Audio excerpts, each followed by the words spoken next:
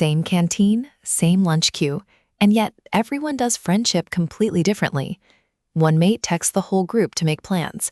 Another needs a quiet corner to recharge. That's not random.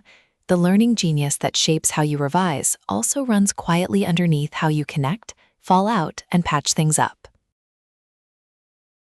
It feels obvious that you'd click best with someone just like you. Sometimes you do. But two of the same type can amplify a shared weak spot. Two competitive friends turn everything into a leaderboard. Two quiet ones never actually make plans.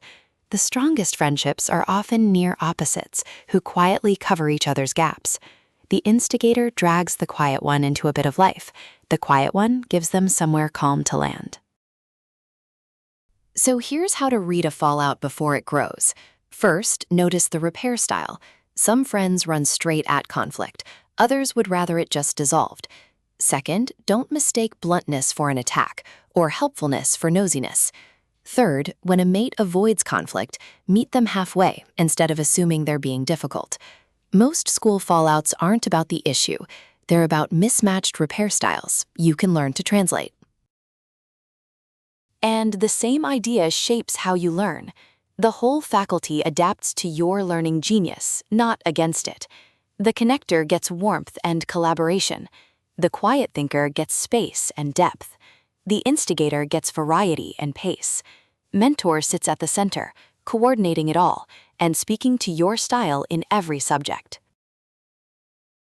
And friendships take energy too. Before pushing you, mentor checks where you're at.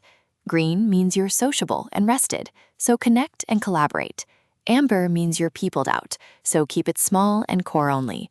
And red means rest tonight, because even the warmest friend needs to recharge alone sometimes. Mentor won't box you in and won't tell you who to like. Knowing your style just helps you read other people more generously. We're now inviting the first 100 founding member families.